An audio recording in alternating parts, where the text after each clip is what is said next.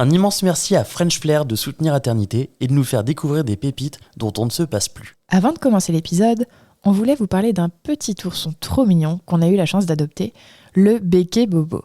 Et en plus, on a un code promo à la fin de cette annonce.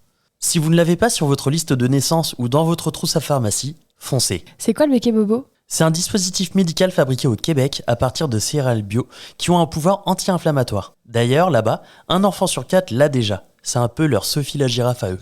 Il s'utilise chaud ou froid et agit sur les coliques, les maux de ventre, les otites, les douleurs et les bobos de la vie de tous les jours. Notre fils l'a aussi clairement adopté pour s'apaiser. De la naissance à l'âge adulte, il sera aussi l'allié de maman pendant les contractions ou l'allaitement et de toute la famille comme poche de chaud ou froid. Bref, allez faire un tour sur le site frenchflair.paris, frenchflair.paris, et avec le code promo ATERNITÉ10, donc sans accent et en majuscule, dénichez la prochaine pépite de vos loulous avec moins 10%. Désir d'enfant, conception, grossesse, naissance et premiers mois. Nos invités nous racontent leurs petites et grandes histoires dans Aternité. Aternité, c'est le podcast autour de la naissance, de la paternité et de la maternité. Je suis Clémentine, et lui, c'est Marc. On sait comment naissent les bébés, mais comment naissent les parents d'aujourd'hui ? Parce qu'il y a autant de réponses qu'il y a de parents, on vous propose de revenir sur ces chamboulements avec certains d'entre eux. Voici leur histoire.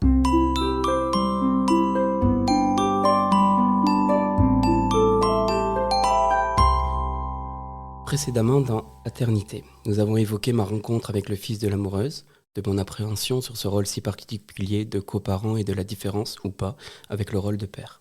Et pour finir, nous avons parlé de l'évolution de ma rencontre avec le petit prince et de la place de chacun dans ce trio qui s'apprivoise. C'est beau. Bah oui, c'est beau, putain. Il est écrivain. Je suis écrivain un peu. C'est beau. Vincent, tout à l'heure, tu parlais de la différence entre père et coparent. Est-ce que tu peux nous parler de la différence qu'il y a entre beau-père et coparent ? Alors, effectivement, j'ai pas vraiment trop de définition à proprement parler. En vrai, je saurais pas vraiment dire beau-père, coparent. Mais une chose est sûre, c'est vrai que, j'en ai fait également un texte sur Instagram, je refuse vraiment qu'on me dise « Ah, mais tu es le beau-père du fils de ton amoureuse » ou « C'est ton beau-fils ». Et quand on voit une photo de lui, direct, je précise, je dis « Non, ce n'est pas mon fils, ce n'est pas mon beau-fils, je ne le considère pas comme tel. Je suis son coparent ». Et c'est vrai que Coralie définit cela en disant que je suis une personne qui l'aide à grandir. Et ça me suffit amplement, en fait. Ouais. Beau-père, il y a ce côté très... strict, en fait. Patriarcal, encore, il faut le dire. Je pense qu'il y a un truc un peu normé aussi. Le beau-père, tu vois vraiment sa place un peu en dehors. Ouais. Il y a peut-être un peu de ça. En même temps, qui reste chef de famille, enfin... C'est ça, il y a ce côté moi, très strict, en fait. Beau-père, je suis d'accord. Je sais pas, j'aime vraiment pas.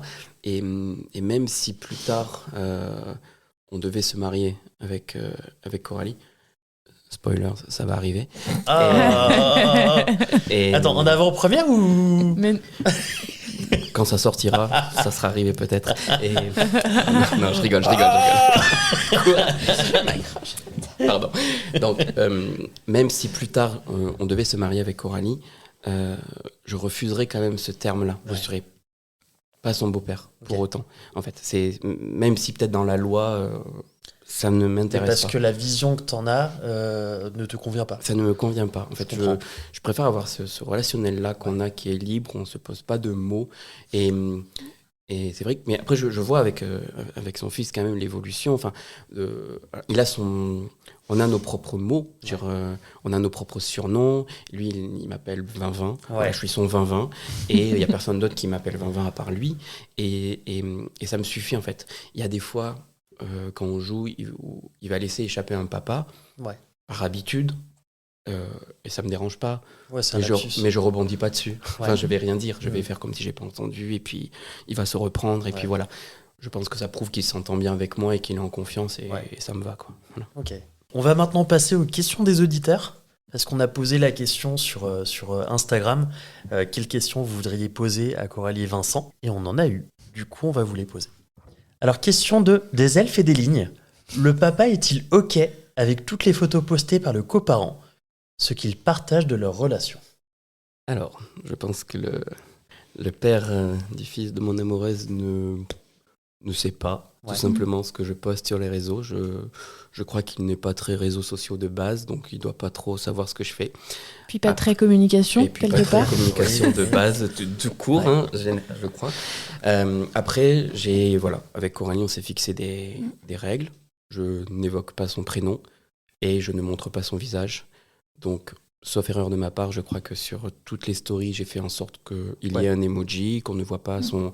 Si on distingue à peine, je pense que c'est assez flou. Enfin, on ne peut pas vraiment lui donner une identité. On ne peut pas l'identifier. Et dans les textes, je ne pense pas qu'il ait son mot à dire sur ce que j'écris de toute manière, puisque je ne pense pas évoquer sa relation avec son fils, ou alors de manière très brève et dans un respect, je crois. Et je parle vraiment, moi, de ma relation avec lui, le petit prince, avec le petit prince, et c'est sans tout. donner le prénom. Sans donner le prénom, et donc du coup, j'estime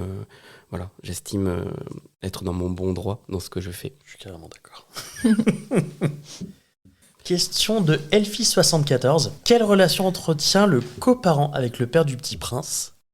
Comment ne pas lui prendre un peu sa place, surtout en mettant en avant ses relations avec cet enfant ? Alors, la relation est inexistante. Et je pense que ça nous va parfaitement bien.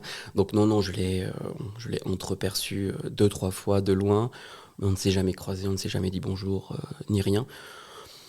J'ai pas pour l'instant cette volonté-là. Je pense que lui non plus. Et puis Il est au courant de l'existence de Vincent. Il sait que Vincent est dans la vie de notre fils et que ça se passe très bien aussi. Après, je ne pense pas que lorsque ton fils est chez son père, je pense pas qu'il ait la place pour dire ce qu'il vit la semaine avec nous. Donc je pense pas qu'il, tous les 4 matins, je pense pas qu'il dise avec Vincent on a fait ceci, avec Vincent on a fait cela. Donc et puis je pense pas que le papa pose des questions non plus. Donc moi c'est une relation qui est pour l'instant totalement inexistante. Ça changera ou pas un jour peut-être. Moi, j'ai pas d'attente et aucun besoin. Pour répondre à la deuxième partie de la question, je n'ai pas le sentiment d'empiéter, en tout cas, sur son rôle à lui, de papa. Je pense que son fils a très bien compris que je n'étais pas son père. Ou un père de substitution. Okay. Et ça, plusieurs fois, j'ai dû le dire sur les réseaux parce que les gens n'avaient peut-être pas compris qu'il y avait un papa et qu'ils avaient l'impression que j'avais limite adopté le petit prince. Et pas du tout. Il a un papa qui est présent 1 semaine sur 2, il n'y a aucun problème avec ça. J'avais cru voir ça en plus. Et voilà, donc j'ai dû des fois faire des petits communiqués un peu officiels. Ça, c'est le revers malheureusement de la médaille des réseaux sociaux avec les gens, ce qu'ils comprennent ou pas. Mais voilà, moi, je reste dans mon rôle, comme on disait précédemment, qui s'écrit chaque jour. Et si un jour je dois outrepasser cela, je pense que Coralie me le fera savoir aussi. Oui, je pense que c'est Coralie qui mettrait des limites si besoin. Et aussi, mon fils n'a pas le schéma une maman, un papa. Il a cette petite enfance qu'il a vécue avec son père et moi. Donc en fait, pour lui, son schéma, il a son papa, moi, et maintenant moi et Vincent. Et Vincent est une identité à part entière. Donc il n'a pas le modèle du... il faut... de toute manière, je ne lui ai jamais inculqué ça non plus, de un papa, une maman, c'est ma famille. Ça peut être un papa, une maman, ou une maman toute seule, un papa, une grand-mère, etc. Donc en fait, il n'aura pas, et je peux le voir dans mes échanges avec lui, c'est qu'il n'a pas la même façon de parler de son papa, qui est très imprégné. Son père, enfin voilà, je sais qu'il aime son père... Voilà, comme un enfant aime son père. Et ils ont une très bonne relation. Et dans sa façon de parler de Vincent, c'est sensiblement différent, c'est parce que je le connais très bien. Mais il y a... Alors, c'est pas péjoratif quand je dis ça, mais il y a moins d'affect. Il y a vraiment cette notion de son père, sa bataille, et Vincent, où ça se passe très bien. Et ce sera peut-être plus tard. Et puis c'est plus au jour le jour aussi. Oui, c'est ça. Oui. Et tant mieux, parce que je pense que je ne saurais pas trop quoi faire s'il y avait trop d'affect aussi. En fait, peut-être que s'il y avait ce côté totalement débordement d'émotions... En fait, j'aime qu'il soit ainsi, parce que s'il était peut-être trop dans la démonstration, peut-être que ça me ferait peur aussi. Je ne sais pas si ça me ferait fuir, ou je ne pense pas, mais je serais peut-être moins à l'aise. Et puis il y aurait cette crainte de me dire, oh mon Dieu, mais si jamais ça ne se passe pas bien, je vais briser 2 cœurs, et pas un seul. Là, il y en a 2 qui vont Ouais. Et alors je dis pas que touchons du bois, ça se passera pas. Le mariage, annuler le mariage. On annule. Non mais bon voilà quoi. Et oui, mais il y a t'as ce rôle aussi de figure d'attachement et c'est clair et net. Mon fils m'a déjà dit un jour, si papa meurt et si toi tu meurs, en fait est-ce que Vincent il pourra devenir mon papa et ma maman? Les deux à la fois. C'est mon côté féminin. Et j'ai trouvé ça touchant en fait parce qu'il veut vraiment, tu vas l'avoir comme voilà, si jamais oui, j'espère que ça n'arrivera jamais. Non, ça arrivera peut-être. Ce qui est beau, c'est qu'il te veut vraiment dans sa vie. Oui, oui, pour ça, et dans ça, c'est l'affect est différent en fait. Il va le prononcer différemment, il va le verbaliser autrement. Ouais. Je sais qu'il y a de l'affect, mais il dira jamais spontanément comme ça, je t'aime Vincent. Ouais. Pas encore. Ça lui a échappé une fois. Elle lui a échappé une fois, et j'ai fait style que j'avais pas entendu parce que j'étais moi-même très gêné et très troublé en faisant la vaisselle. Je me suis arrêté, j'ai fait qu'est-ce que tu as dit? Non, rien. Voilà. C'est de la pudeur, quoi. Totalement, bien sûr. Mais je suis très pudique. J'ai très peu dit je t'aime à mes parents. Ouais. C'est quelque chose qui se dit pas trop dans la famille. C'est pas simple aussi. Ça se dit pas trop.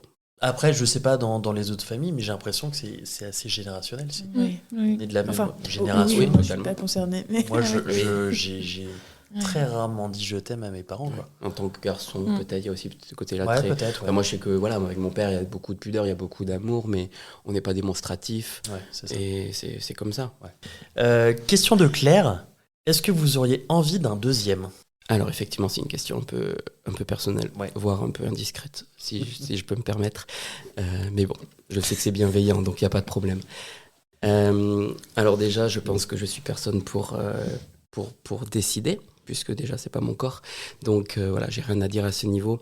Le désir est là, bien sûr, je pense de mon côté comme celui de Coralie, mais on veut pas en faire une priorité non plus. C'est pas quelque chose qui doit diriger nos vies, en sachant que Coralie est déjà maman, elle sait ce que c'est, et comme je disais aussi précédemment, est-ce que mon désir d'enfant est légitime? Dans le sens, est-ce que c'est un réel désir d'enfant? Après, est-ce que tout désir d'enfant est un peu égoïste? Ça, je ne sais pas, mais est-ce que ce désir d'enfant est motivé parce que j'ai un profond amour éternel pour Coralie et que j'ai envie justement que cet amour fusionne et se multiplie? Ou est-ce que y a aussi ce côté très...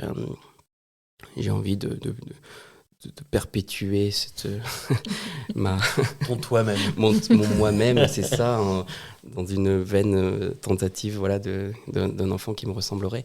Donc, je me pose des questions. Et puis voilà, en fait, j'ai pas envie que ça soit quelque chose qui soit comme une épée de Damoclès sous nos têtes. On ne sait pas ce que sera fait demain. On ne sait pas si Coralie...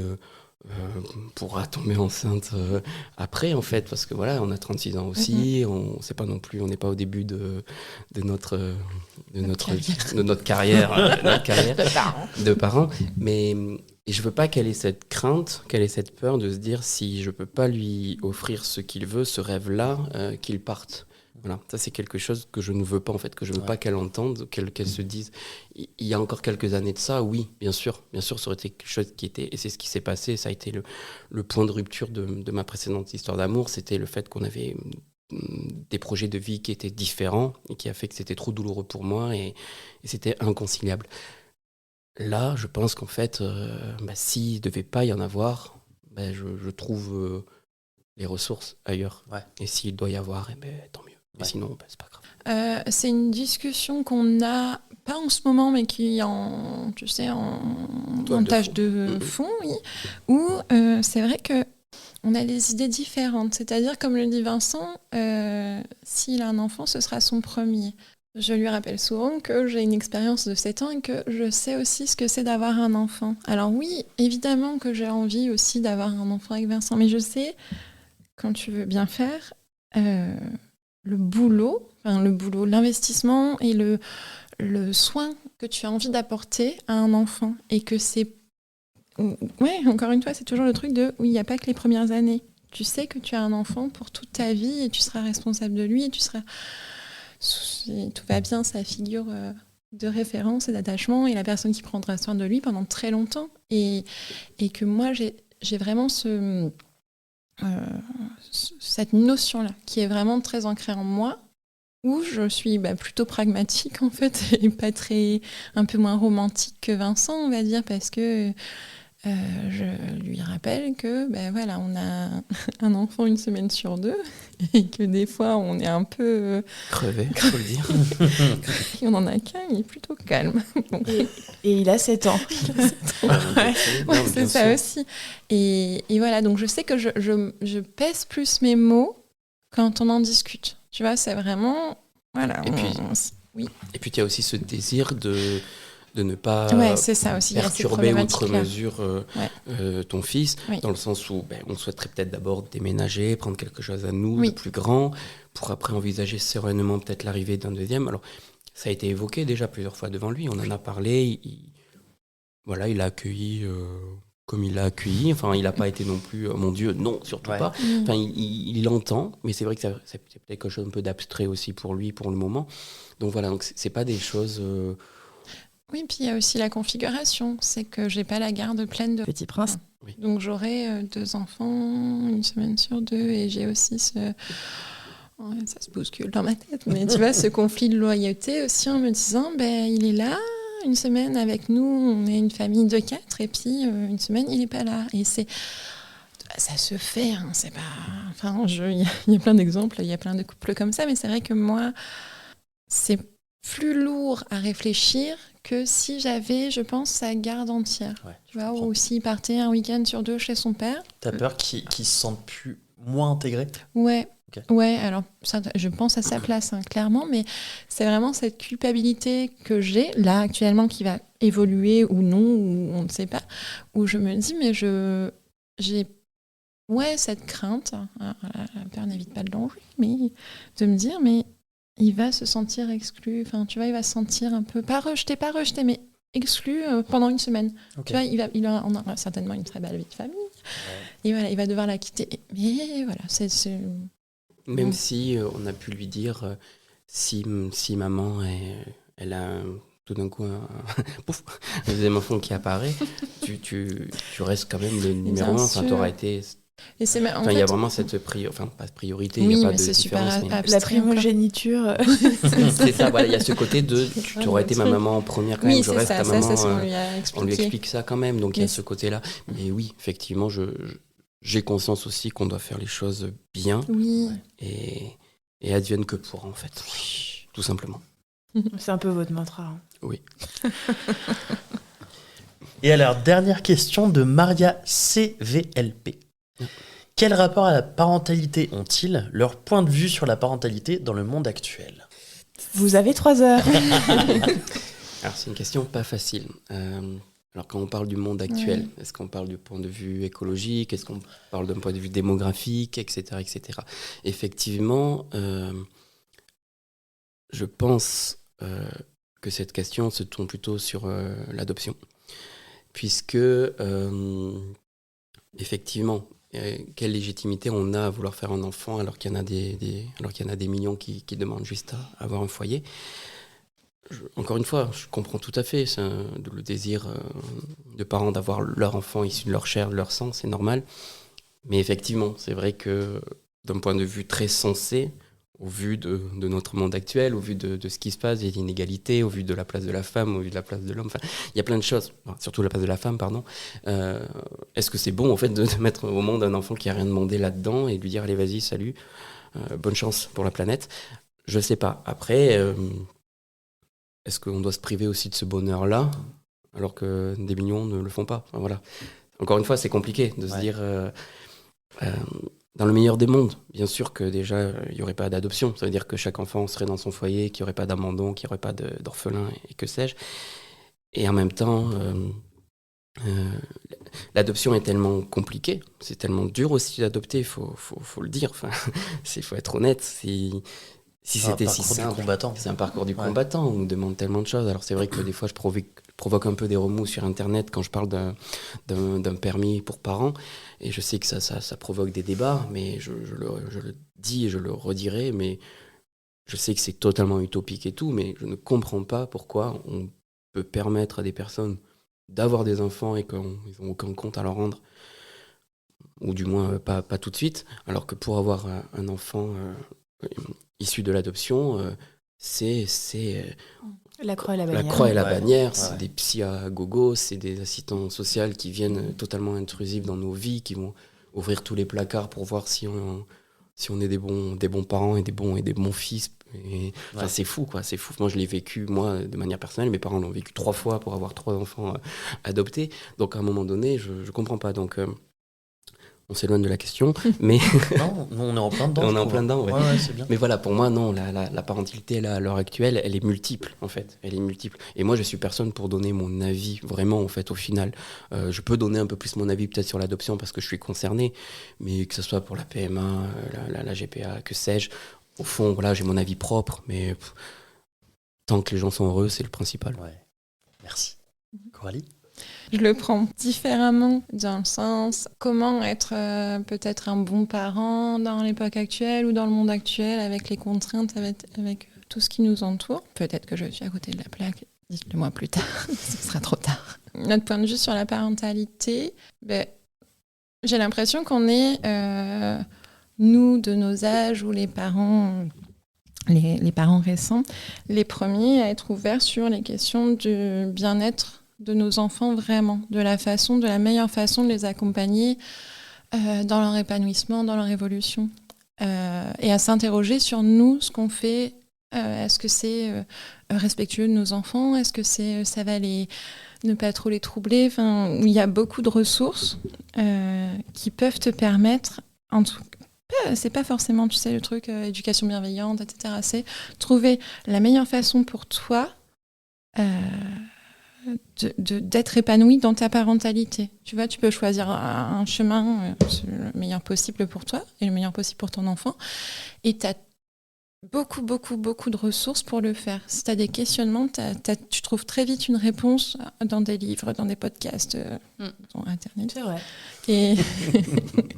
Et ça, je trouve ça... on est très chanceux et j'espère que nos enfants sont très chanceux en fait d'avoir des parents qui se sont interrogés et qui, je pense que c'était pas du tout la majorité pour nos parents en fait. Ils ont fait comme on leur a appris, comme ils ont été élevés en fait. Et comme je pense qu'il y a encore beaucoup de parents aujourd'hui qui font comme ils ont été élevés, mais on a cette chance d'avoir accès à des études, à des personnes ressources qui nous permettent de trouver notre bien-être et donc le bien-être de nos enfants.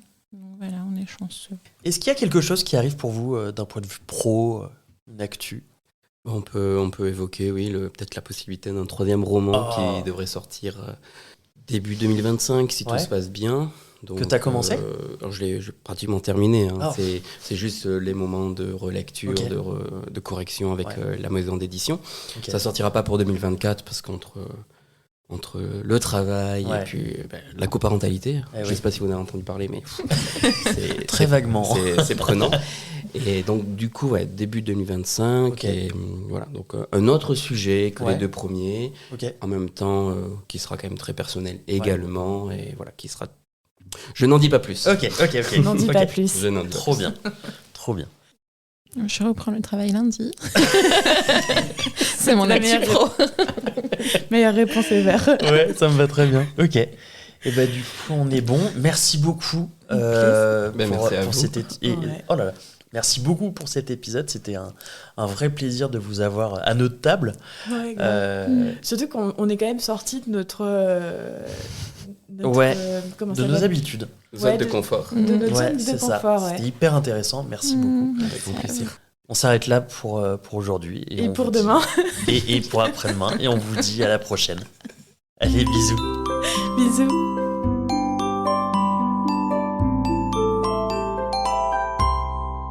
Merci de nous avoir écoutés. On espère que cet épisode vous a plu. C'est grâce à vos retours et à votre soutien qu'on continue à produire des épisodes. Pour nous aider, abonnez-vous, Mettez un maximum d'étoiles et des commentaires dans les plateformes d'écoute qui le permettent. Vous pouvez aussi en parler à votre entourage et nous suivre sur les réseaux sociaux. Les liens sont disponibles en bas de la description. Si l'aventure vous tente et que vous avez envie de raconter votre histoire, contactez-nous via le site aternité.com. Sans accent, évidemment. Bisous!